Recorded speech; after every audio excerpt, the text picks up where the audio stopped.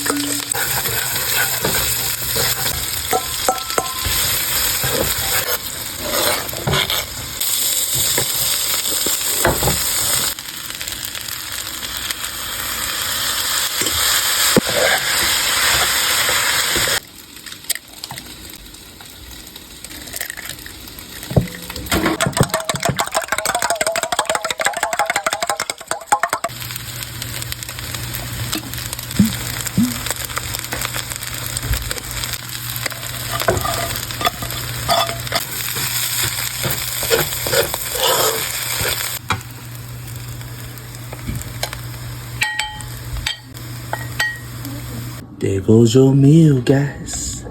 There goes your meal.